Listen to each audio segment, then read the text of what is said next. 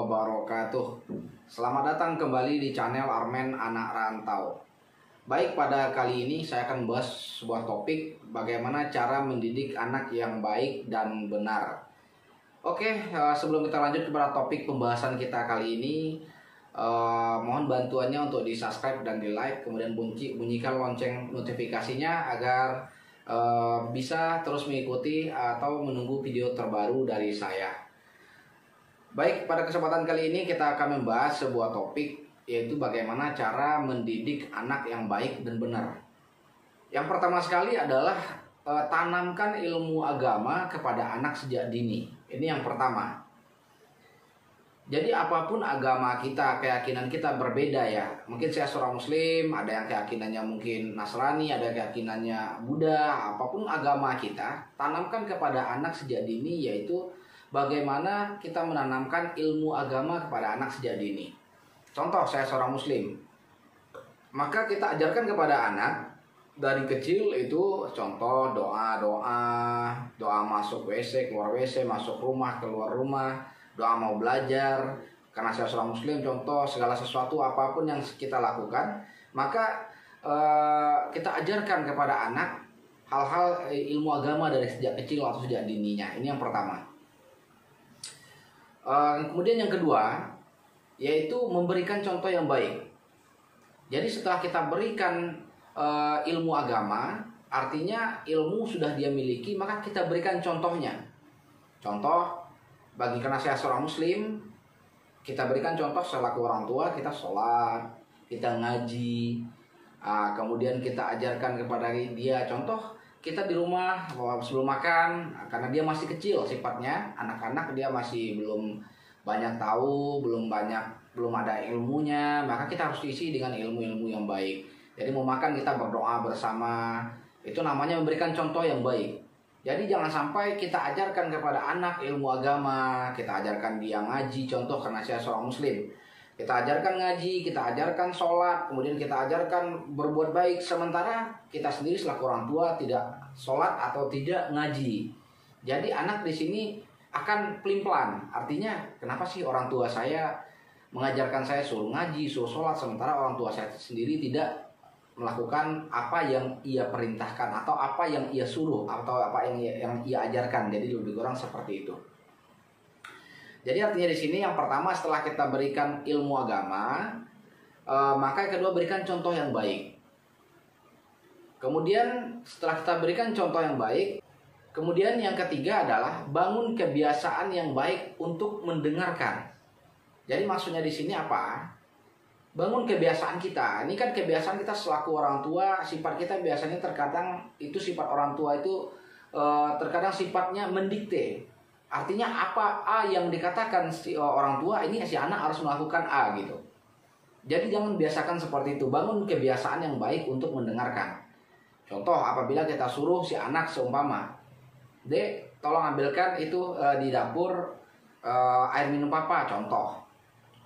Ketika si anak bilang, nggak mau pak, jangan langsung dibentak. Karena ini akan membuat psikologi anak atau membuat anak merasa dijajah, didikte gitu.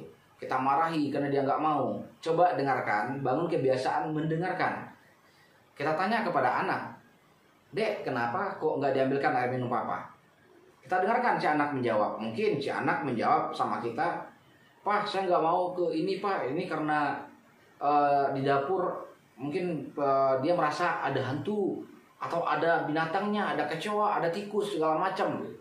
Nah ini contoh. Jadi setelah kita dengarkan kebiasaan kita bangun kebiasaan mendengarkan apa yang dikatakan anak, baru kita jelaskan. Nggak ada dek, kemarin kecoanya udah papa semprot pakai racun kecoa.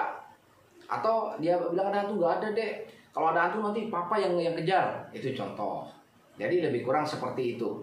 Bangun kebiasaan yang baik untuk mendengarkan anak. Jadi anak merasa apa yang kita sampaikan itu memang benar-benar adalah sebuah pelajaran atau untuk mendidik dia lebih baik, sehingga dia bisa menerima. Kenapa? Karena kita menyampaikan dengan cara yang baik.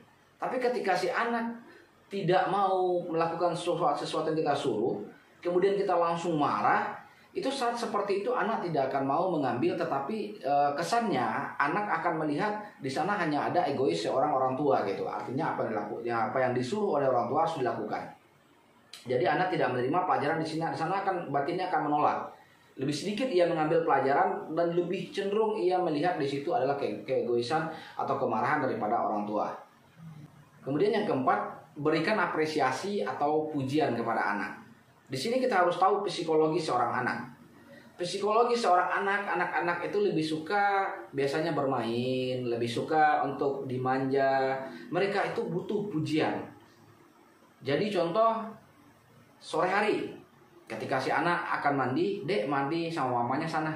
Ketika si anak sudah mandi, ini ketika si anak ada di dekat kita, maka setelah dia rapi, setelah dia dipakaikan baju pakaiannya, kemudian dia dibedain, kemudian serabutnya disisir, cobalah untuk memuji anak. "Waduh dek, ganteng amat anak papa." Maka anak dengan pujian-pujian yang ada, ia akan terus merasa dirinya nih, wah bagus, wah aku harus mandi, wah harus begini. Karena anak itu senang dipuji. Jadi kalau kita puji, dia merasa bangga bahwasanya yang dia lakukan benar gitu. Jadi anak lebih kurang seperti itu. Jangankan anak, kita pun orang dewasa sebetulnya butuh pujian. Tapi terkadang pujian ini kalau untuk orang dewasa, kalau kita tidak memilah-milah, itu bisa membuatkan kita menjadi sesuatu yang sombong. Tapi kalau anak-anak, itu sudah sifatnya anak-anak, itu butuh dipuji. Ketika Anda memuji, "Dek, kamu sudah bagus banget, rapi banget, wangi lagi." Anak akan menjadi dirinya merasa dia ini diperhatikan, dia benar yang saya lakukan benar, sehingga di jam-jam itu dia akan cepat untuk mandi. "Dek, mandi dek," tanpa susah payah dia langsung mandi. Jadi lebih kurang seperti itu. Kemudian yang terakhir, selalu konsisten. Ini yang kelima. Konsisten di sini maksudnya konsisten dalam mengarahkan anak-anak kita untuk menjadi lebih baik. Jadi di sini contoh, saat hari ini si anak lagi makan. Kemudian dia tidak menghabiskan makanannya, kita tegur, "Dek, ini nggak boleh, ini sifatnya setan dek, kalau kita mau bazir nggak boleh dalam agama, nanti adek bisa Tuhan bisa marah, adek berdosa, ini nggak boleh ya sayang." Ini contoh. Hari ini kita tegur karena makanannya tidak habis, kita tegur dia untuk menghabiskan makanan. Kemudian hari esok terjadi lagi, tapi kita karena lagi sibuk, kita diamkan. Hari esoknya lagi dia melakukan lagi, kita tegur lagi. Hari esoknya lagi dia nggak habis lagi makanannya, nggak kita tegur. Kemudian seperti itu terus berulang-ulang, ditegur tidak, ditegur tidak, ditegur tidak. Si anak ini akan dalam pikirannya juga akan kacau. Ini yang benar yang mana sih? Lebih kurang seperti itu. Jadi sifatnya di sini anak-anak itu akan mencontoh. Kenapa setiap anak dilahirkan di atas permukaan bumi ini itu adalah suci? Karena mereka masih dalam keadaan bersih. Anak-anak itu tidak memiliki yang namanya ilmu, belum ada. Jadi ia diberikan akal sama Tuhan, namun perkembangan akal itu akan ada tahap-tahap proses untuk berpikirnya. Jadi kalau masih anak-anak, ini sifatnya mencontoh. Jadi kalau anak-anak mencontoh, maka berikanlah kita selaku orang tua contoh yang baik. Contoh yang baik landasan kita apa? Pastinya agama. Dan saya yakin dan percaya apapun agamanya pasti mengajarkan yang baik. Jadi kalau kita seorang muslim, keyakinan kita muslim, ajarkan ilmu agama Islam secara baik dari anak sejak dini. Apabila kita sudah mengajarkan kepada anak ilmu agama sejak dini, ini ada patokannya. Jadi intinya seperti ini. Kalau kita tidak mendidik anak sesuai dengan ilmu agama, kita memakai ilmu dunia, maka ini tidak akan ada hasilnya. Contoh, kita mendidik dengan ilmu agama, dengan ilmu dunianya hebat. Contoh, matematika, fisika, kimia, biologinya. Ini hebat, 10 semua nilainya. Kalau dikasih nilai 10. Kalau dia tidak dididik dengan ilmu agama, maka nanti ilmu-ilmu yang ia miliki ini akan membuat terobosan ke masa depan yang tidak baik. Yang pada akhirnya, contoh apabila dia orang yang pintar, hebat, maka contoh, mohon maaf, mungkin ada yang jadi polisi, ada yang jadi pengacara, ada yang jadi pejabat, anggota DPR, pemerintah. Ya mereka menjadi pejabat, pemerintah yang tidak beriman. Mereka menjadi polisi yang tidak beriman. Kalau mereka menjadi pedagang atau pebisnis yang tidak beriman. Artinya mereka akan menghalalkan segala cara untuk mencari atau untuk memenuhi keinginan dan hasrat mereka. Berbeda dengan anak yang kita ajarkan sejak dini ilmu agama. Kalaupun ilmu biologi, fisika, kimianya umpamanya cuma 6, ada 6, ada 7. Tetapi apabila kita tanamkan ilmu agamanya sangatlah bagus dari kecil, kalau ia nanti jadi orang sukses ke depannya, jadi pejabat-pejabat yang beriman, menjadi pedagang-pedagang yang beriman, tidak menimbangkan takaran timbangan. Kalau dia menjadi polisi yang beriman, dia menjadi presiden yang beriman. Jadi lebih kurang seperti itu. Kenapa segala sesuatu disandarkan kepada agama?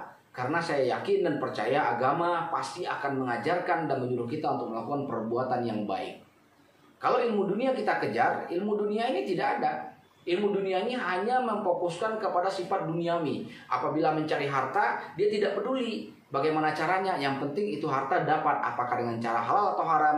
Dalam ilmu dunia itu tidak ada. Tidak ada hukumnya. Artinya hukum ilmu dunia, siapa yang hebat, dia yang berkuasa. Siapa yang bisa merebut, maka dia pemiliknya. Lebih kurang seperti itu. Tapi dengan ilmu agama ada batasan-batasan kita dalam melakukan tindakan, mana yang diharamkan dan mana yang dihalalkan. Jadi intinya dalam mendidik anak yang perlu kita lakukan adalah, yang pertama, tanamkan kepada anak sejak dini ilmu agama. Kemudian yang kedua, berikan contoh yang baik. Kemudian yang ketiga, bangun kebiasaan untuk mendengarkan sang anak. Kemudian yang keempat, selalu berikan apresiasi atau pujian kepada anak.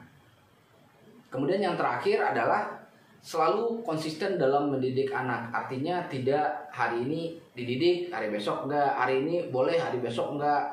Jadi itu tidak benar di dalam mendidik anak.